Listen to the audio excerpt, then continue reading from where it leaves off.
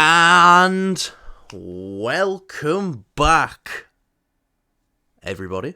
This is Movies Beyond. I'm Cal and that's Kyle. Kyle, how are we doing today? It's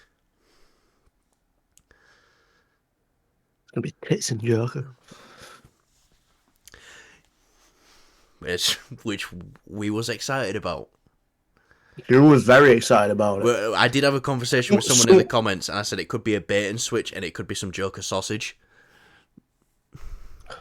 I mean, you know, it's there to please everyone then, I guess. You know, we don't know. Yeah. It is. It is there to please everyone. Yeah, you done all interesting with your day? No. All right. It's working. Well, that'll lead us on to our first topic then. You could have just not asked and gone on to that. That was a perfect segue, talking about Joker. Talking about Batman. Right. Rewind it. Just do it. All right, Nike. Alan Richardson. He's been doing interviews. I'm pretty sure this is for is it League of Ungentlemanly Warfare or? Yeah, I'm pretty sure. Something like that. Something like that. The Henry Cavill Guy Ritchie film that's coming out. I'm pretty sure he might be doing interviews for that because that comes out next week. So does Civil War, so we might have a double feature. When does Boy Kills World come out? 26, I believe. Oh, well, we've got away then. Yeah. But yeah. He's broke down, and well, not broke down, but he's, he keeps getting asked about Batman. I don't know what the fucking film's called. It's some Gentleman Warfare. Just call it that. Just call it Man War. He's been asked. Keeps getting asked about Batman, and he said, "Fine, I'd say it. I'd love to play Batman. I'll scream it from the rooftops. I want to be Bruce Wayne." And he goes into it a bit more, and he starts talking about the great things about Bruce Wayne. He says, he don't have any superpowers. His superpower is his intelligence. So, he's got a bit more of a deeper understanding of character as well. He don't just look at him and go, "Oh, punch bad guy, pretty cool." He's got a bit of a deeper understanding. I don't know how familiar you are with Alan Richardson. No. It's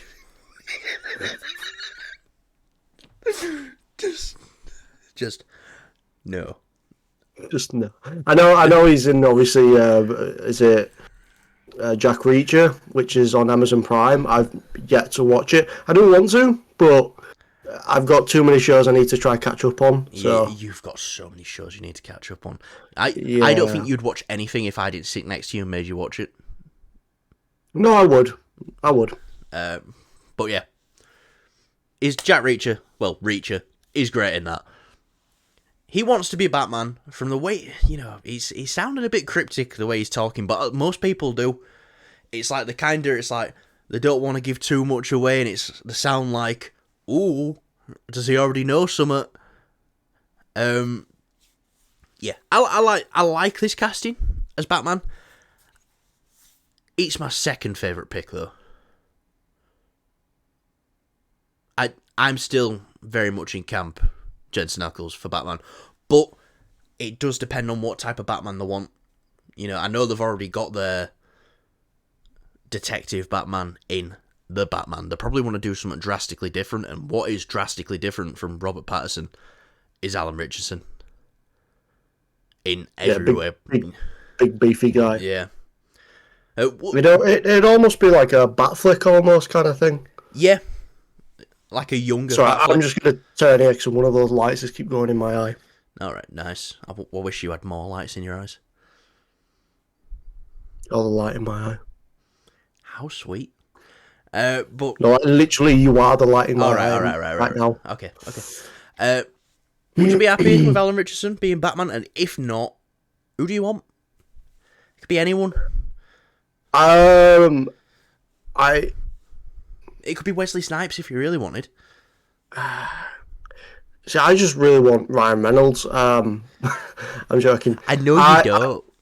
Yeah, no, I wouldn't. I think it boils down to Because we don't know what the Kind of. story is. We don't know what the tone of this Batman is. We don't know what the tone of this universe is yet. Yeah, the thing is, it's like I want there to be like a dynamic where. So I think Jensen Ackles could easily do that. A Batman where he just doesn't trust anyone. So obviously we're gonna get the Justice League, a couple of years down the line, and obviously Superman and Batman are obviously going to interact. But as much as like Superman and Batman will work together really, really well, Batman still won't trust him, and they need to get that. Yeah. If they don't get that, then you've got a serious fucking problem, because that's literally Batman. Like, his whole thing is he can't trust anyone, and this isn't something like a detective thing. It's just he is like. I want this Batman to be the prep Batman. I want him to be ready and got everything waiting, and Okay.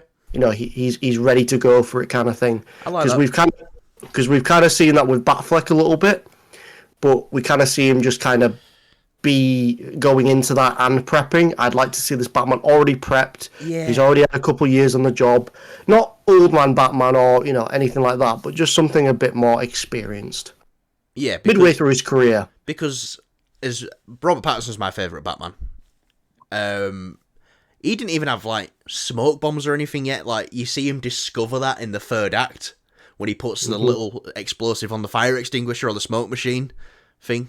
So that's probably, he's going to incorporate that now in the next film. He's a learning Batman. I think the Batman in the DC universe needs to be not as old as Ben Affleck's, but he needs to have been doing it for. Well, he's going to have a Robin. He's going to have a Robin. So well, set it in the same time frame as, like, say, a great example of it is the Arkham Batman in the games. Yeah. You start off the game and he's like midway through his career, kind of thing, and obviously the course of the games afterwards, it takes place. Still feels like in the midway. I know in Arkham Knight, spoilers for the game if you haven't played it. The game's like 10 years old now, but Batman obviously retires, but he doesn't become like the Ben Affleck style Batman, where he's like old and grizzled. He's just still kind of midway through his career. So I think that'll be a great way to capitalise on. And then he joins the that. Justice League and lives happily ever after. That's Let's not talk. Right, let's not talk about Arkham Batman anymore. Yeah. Hashtag not my Arkham Batman. Now, sorry, I've just lost my train of thought because I'm just thinking of Arkham Batman getting shot in the head by Harley Quinn. That's all fun and games. But now that I've kind of rejogged my memory a bit, yeah, this Batman's gonna have a Robin of around 14 years old. Alan Richardson can do that. Definitely. His son, Damian Wayne, which is what a lot of people aren't talking about about who's going to be Damian Wayne. I mean, there's quite a few. I think it will definitely be an unknown actor. Potentially. Which it isn't odd at the age of 14 to be an unknown actor. Yeah, but I don't think it's like Spider-Man. He's supposed to be 13, 14, or 15. It'll definitely be so. Yeah, I get what you're saying. It'll be someone older, but I think it'll be someone unknown. Yeah. Yeah. No, definitely. But Alan Richardson as Batman, I'm up for it. Not my first pick, but he could do it, and I'd be happy if he was cast. Kyle hates him though, so. No, I think he's a great pick. I just don't know anything about him. We'll describe his muscles. He just looks the part, okay? He just looks very like the big beefy. Describe his muscles, Kyle, in detail. No. Okay. We got a new poster for Fantastic Four for 4-4 Day. I don't know what that is. I don't know. I think they just made it up. I'm pretty sure they did. Because it's, Fantastic Four, and it is the 4th of the 4th. Now, I'll let you swing that whichever way you want, but over here, we do it the right way round, not the wrong way round. Isn't that right? Tell him, Kyle. You're not wrong. You're not right, either. But anyway, there were some interesting details in this poster. Did you look at it when I sent you it? I didn't even know you sent me it. I probably didn't send you it. I probably no. didn't. You told me to go watch Invincible, which I'll have a look, see if I sent you it. I watched it all No, the way. mate, sorry, I didn't. I've just got your Right on. me fighting off the Child Protective Services for taking away my beer getting machine. Oh yeah, the Kong meme. Yeah, that was pretty Yeah. good. And then I sent you some, like I always send you weird shit like this, like Captain America's Winter Soldier's 10 years old today. I feel old as shit. Okay. A bit. But we got a new poster, and yeah, it shows us Johnny Storm flamed on, but that's not really what I wanted to take away from this poster. The city in the background looks very retro-futuristic, in a sense. So I think it's only going to strengthen the argument that Fantastic Four is going to be set in another universe. If you can get a look at it right now, Kyle, have a quick look. I'm trying to. It's very bright. Search it. You can't. Right. Yeah. Do as you're told. So, anyways, keep talking. People are going to get bored. No, they are bored already. We're just here twiddling our penises. Well, to be fair, you don't live that far from me. But yeah, the city. It looks like retro-futuristic. It could be an actual city skyline. I don't know. I don't know me city skylines that well. But it's a lot of curves and weird shapes. What I'm trying to say is it's like if it were the 60s, but like the 60s thought what the future looked like. I can't see it. It doesn't want to work. Don't want to work. No, I'm having loads of technical difficulties. Okay, well, all you need to know is it's got Johnny Storm in it. I can see the fucking picture there. All right. It's got a city in it. Who's upsetting you, Kyle? You, right now. Why? I can see it. Okay. I can see this, like, in the buildings there's some strange circular things. Yeah. Thinking of it now, probably not the best place to put the text, but I didn't really think about it because I was just... Whoa, ghost! Oh, yeah. What's that in your cupboard? What's? Deodorant. Alright, it's just shaped a bit phallically. Oh, yeah. After that thing is something special, that. No, the other one. I don't want your wanking lotion. Yeah. It's something I prepared earlier. It's very nice smelling. It's a kind of sure. Are you meant to be getting paid if you're advertising? Yeah, we should be getting paid for this. Sure, right, why stick not? that. Right, stick that where it belongs. It belongs. Anyways. Yeah. But tell Zara she's not getting paid just because her voice came on. I can't hear him very well. Good. I heard my name. Mm. Dick. And that's how I get treated. In Kyle's household. Anyway, what we're talking about, Fantastic Four. Fucking Jesus Christ. Right, we'll go on We to... we just completely derailed it again. Right, we'll go on to our next Fantastic Four topic, because we've got two. Right, Silver Surfer. Before I say anything, I will reiterate what we say every time when casting comes up. We don't care if they look like their comic counterpart. We don't care if it's a gender swap. We don't care if it's a race swap. If it fits, if it's... The race isn't integral to the character, it doesn't matter to us whatsoever. All we care about... I guess you could say it's kind of the same thing with like the gender. It's like, Scarlet Witch couldn't be a dude because she gives birth to children. Yeah. So, all we care about is getting a good actor. And I will ask you the question, Kyle, before we get into the details of it. Do you think they have cast a good actor in this film? Yes. Yes, I believe so also. So, Julia Garner. She's, by the way, three-time Emmy winning actress. So that's already a good start there. She will be playing the Shala Bal version of the Silver Surfer. This isn't Norrin Rad. Norrin Rad isn't being gender swapped. This is Norrin Rad's lover. From what I've done a little bit of research before this, I'm not a big Silver Surfer guy. I don't know a right lot. But I've done my bit. I've had a look. From what I know is she's Norrin Rad's lover, and it's in a... So this is another thing going into the Fantastic Four is going to take place in a different universe. She is the Silver Surfer in a different universe. But so is Norrin Rad. And I think this is just the first casting. I do believe we're going to get a Norrin Rad casting as well. Eventually. I mean, I don't want to spill all their beans, really. No. And I said it before, when there was rumours about Anya Taylor-Joy playing a female version of the Silver Surfer.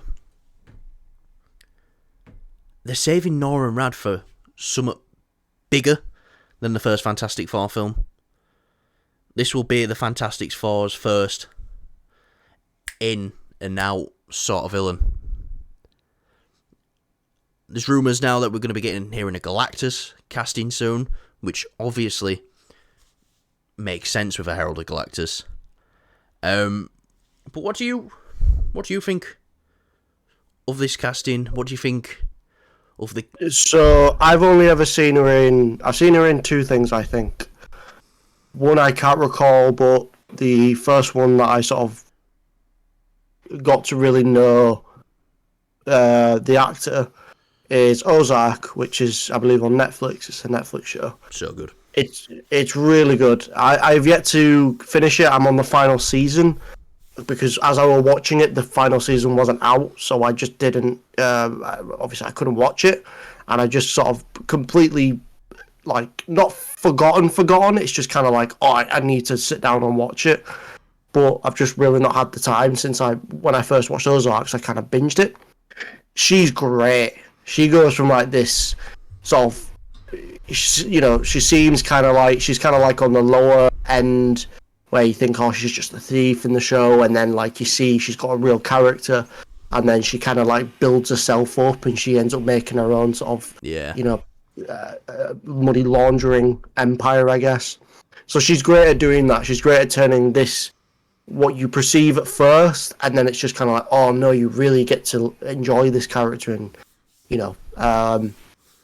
but yeah, just like looks wise, I'm not really going to talk about it because you shouldn't really have to. But just the vibe of her, she could definitely fit that sort of age. Do you know what I mean? Like she looks like a sort of like is it Marilyn Monroe kind of thing? Marilyn, sorry. Yeah. But yeah, she definitely fits that. As seeing her covered in silver, I can't see it. I really can't see it. I do see her being able to play as the character a little bit. Yeah. Well, like I said, I don't know a right lot about Shala Bal. Yeah. I don't know a right lot. But they gauged interest by getting a really good actress in there to do it. And it's just... And a lot of people are going to run with this and be like, this is woke, this is...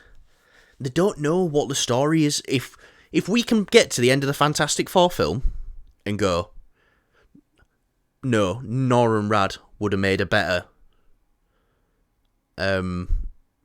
Silver Surfer for this film, fair enough, but we don't know the story. They've probably got other plans for Norrin Rad. I don't think Kevin Feige intends to just put Norrin Rad to the side and not use him. It's same with Black Widow. When the gender swapped, Taskmaster, we didn't have an issue with the gender swap, and it was just like, she just didn't have any character. And that was it. And they really made it one-dimensional. Now, we've had MCU castings in the past where they get great actors. Like Christopher Eccleston, who played the Ninth Doctor. He played Malekith in Fall of Dark World. Such a one-note, forgettable villain. Lee Pace as Ronan the Accuser. I love Guardians of the Galaxy, but Ronan's... I'm glad he came back in the Marvels. I like that. Captain Marvel. That's Captain Marvel, sorry. Yeah. But yeah. And yeah, people are going to say, oh, this is woke. it's funny because before we started filming, I actually just read something from Bob Iger because Disney's he's just won the board. There was having like a big war over the board, and Ike Perlmutter, who used to own Marvel or run Marvel, and someone else were trying to take over to get rid of wokeness in Disney. And someone said, "What do you think of the Disney woke criticism?" And Bob Iger just says, "Look, a lot of people don't even know what that word means." And it's true. It's true. They just say it because they don't have anything else to criticize about something. And I feel like these topics kind of get ruined for us a bit because instead of getting to talk about how great the casting is most of the time, we have to talk about, we kind of have to not defend it a bit, but just give it a chance. I'll say this, right? If you look at this bit of information that we've got on of this casting, and your first instinct is to say, "Oh, this is woke," then just fucking do one. No one gives a shit. Stop watching this stuff. Like, yeah, I get it. You find it fun to make fun of Marvel. Okay, that's you. Keep it to yourself. No one gives a shit. Like, yeah. You've got these YouTubers and these people that talk online, and they hate on Marvel because that's where they get the traction. That's where they get the views, and that's how they stay relevant, which is really sad because it's like imagine your job is where you have to talk about something you hate every day. Yeah, or just find something to hate. Yeah. It's really sad, and the fact that people sort of just clamor onto it and run with it is just really sad. Also, if you don't enjoy something, fair enough. I don't 100%. enjoy some of the stuff. I don't enjoy some of the stuff that Callum likes, and Callum doesn't like some of the stuff I like. But it's just, I'm not going to say, oh. Well, you could go to prison for some of the stuff that you like, though. So we won't talk about that. But try to have a really nice conversation all right, here, yeah. and you just fucked it up. Yeah. No, but seriously, if you're not all about it, right? I do not want to hear it in the comments because we get comments like this sometimes. No, I am fine with discussion. It's just if you think a load of comments usually under videos like this are like, "That's it, Marvel are dumb." All right, explain more. Why are they dumb? Because they hired a woman as Silver Surfer. Right, if that's exactly. If you're going to roll with that, there's no need to add a comment because you're just making yourself look stupid. But if you want to have a nice discussion, if you think, you think there's probably someone else better, or you would have much preferred the OG Silver Surfer being the guy, and you would have been the actual Silver Surfer that not all the people know of. Which I'll just say that's now. what we like to discuss. I'll say this now. I 100% want Nora and Rad to be in this film. Yeah. And if they came out and said Nora and Rad's going to be the Silver Surfer instead of Shia LaBeouf, I'd be like, hell yeah. I like that, and I like it more than this, but I don't automatically think that this is bad because it's not that. It's alright, they're doing something different. Let's see what they do. Yeah. It's just stupid. I'm not having these conversations. Because at the end of the day, I'll just take piss out you in comments if you're just going to do something like that. I really couldn't give a fuck. Your way of taking piss is just the best, so you just put the most random shit ever. It's like, no one's going to understand it. Luke Skywalker's just a whiny bitch. Yes, I agree, but you're wrong. Oh, God.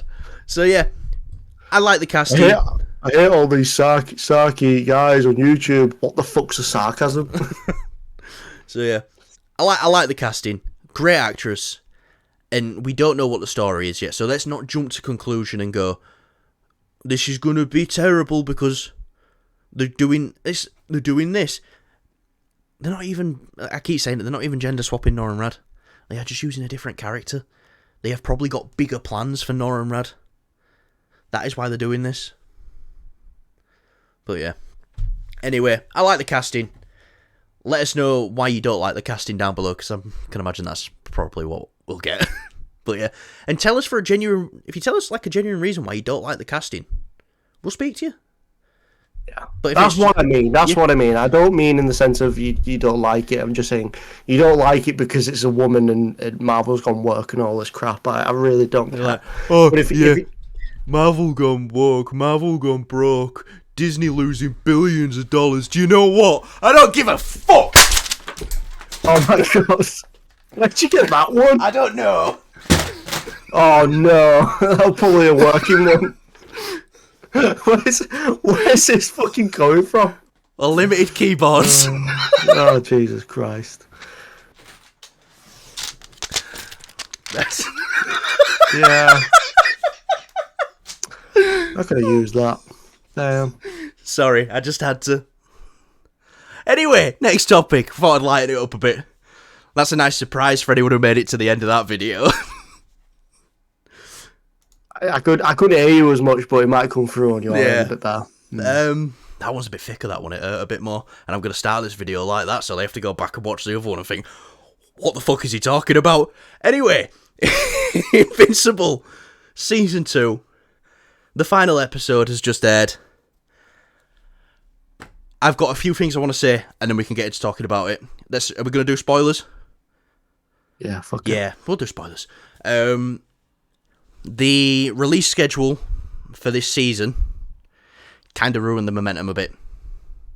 Massively. But I'm trying to think of it as one piece, and if this flowed as one solid piece, I don't think it'd be as good as Invincible Season 1, but it's still a very good fucking season, and this last episode that we just had, I thought was fantastic. I loved it. I thought it was hands down the best episode this season, considering we just had, like, we can call it the mid-season finale, episode 4. I thought that was fantastic as well, but I thought this one were better in every way. What did you think of the episode? Episode-wise, it was really good. I have the same issue as you, is they should have released it all in one. Not all in one, but... Every week to week, they should have had that massive break. Yeah, that kind of really... When did it end? October? I think so, yeah. Or November? Roughly around that time, that's all I know of. And then... yeah, and then just started again in... What, February or March? Or was it beginning of March? Yeah, it's not going to help. The same day Doom came out, wasn't it? It's not going to help people get into the show. It's really it acts as more of a deterrent, because it's like, oh, they've got this show out, and say if you discover the show between the season, and you get up to that, and it's like, why the fuck is the other half of the season? It's like, oh no, you got to wait a couple of months. It's like, why? Like, I want to finish it. I'm really into it. Yeah. I would have rather waited longer for him to release all 8 in a row. I'd have rather waited until when it started to then. Yeah, but I wish the season just came out a bit quicker. I get it, it's animation, it takes time. But I feel like we're going to be waiting again for a while for the next season. I know that they did seasons 1 and 3 back to back, but I just have a feeling that they're going to make us wait just for the sake. Consider it's like, oh, don't worry, they're doing season 1 and 2 and 3 back to back. Nice. But how long we had to wait for the mid-season break does not give me any indication that season 3 is going to be ready by the beginning of next year, or and next year at any point, which I get it, animation takes a long time, but this is like ridiculously long. Yeah. But one thing I will say, the thing that made the wait worse is that they didn't have a second season in the pipeline. Season 1 came out, and they didn't even start it for like a year after season 1 even came out. So yeah, but anyway, let's talk about the episode.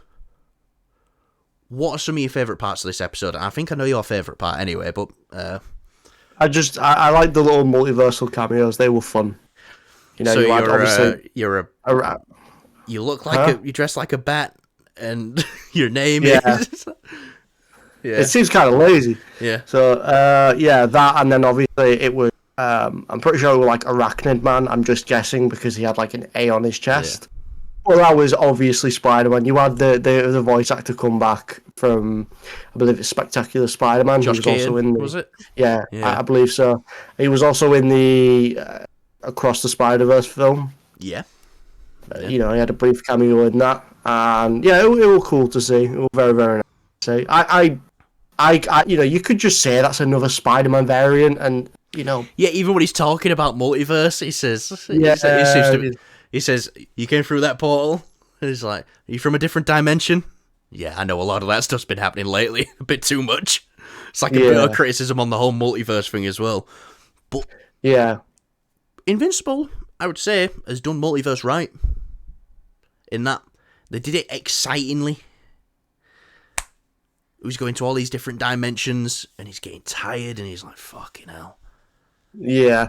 I'm kind of confused though as to the.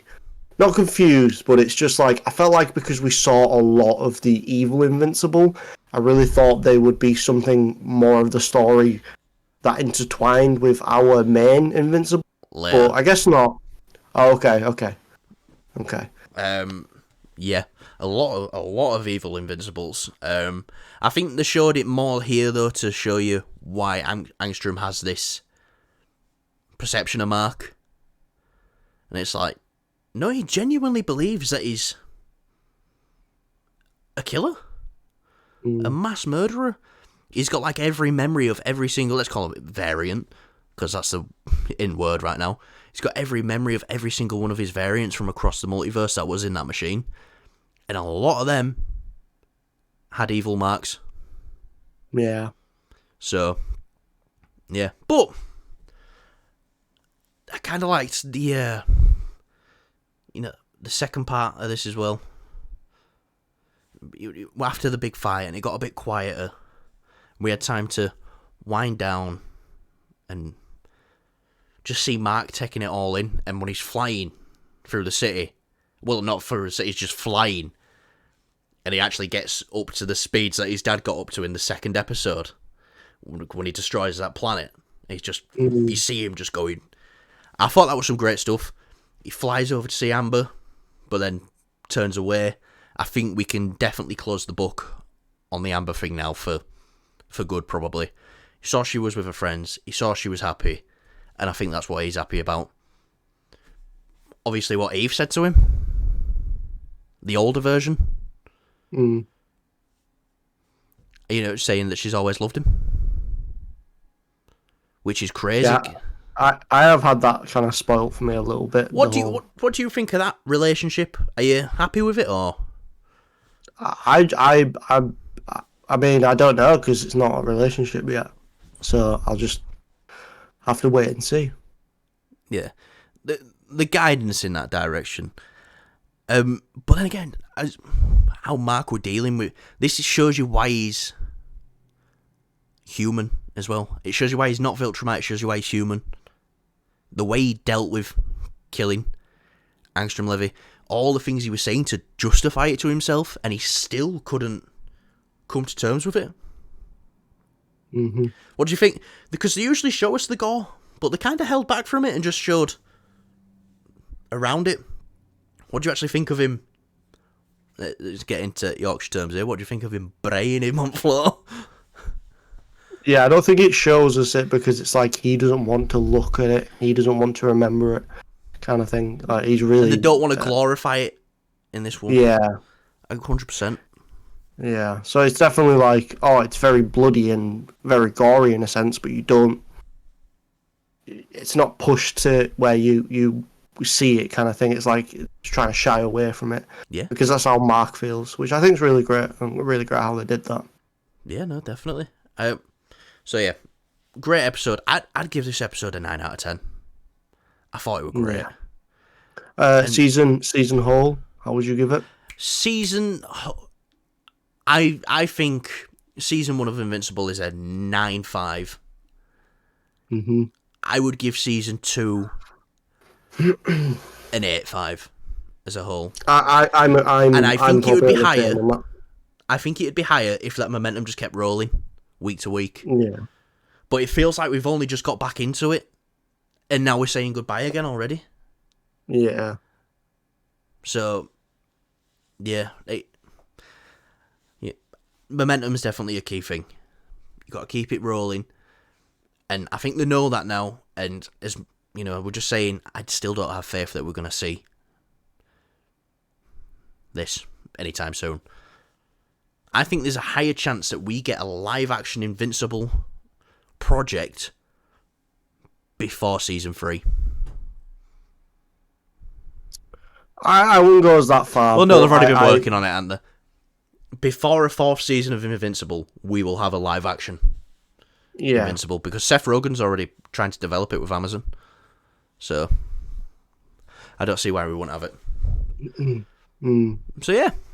Anyway, Invincible Season 2, overall, very good. Still definitely go watch it. If you haven't watched any of it, don't. Just wait until the whole show's out so you don't have to wait these incredibly long times. But yeah, that'll do us for today. Kyle, anything you would like to add before we go? No? Is this where I slate you for 5 minutes straight before we go, or do we just wrap it up? No, we wrap it up because I want to eat some chicken. Like your mum wishes she did. She wrapped it up. And what about your dad's penis? So you weren't born. But don't worry, we're not going to spend the last part of this show talking about Kyle's dad's penis. Because that'd be wrong. And we already did give Kyle's dad some shit yesterday. Oh, Madam Web is up for rental for you. Oh, right. See you later, everybody. Like, subscribe. Don't bring that up here again. Like, subscribe. Let us know in the comments what you thought of Invincible. Let us know if you think Alan Richardson should be Batman.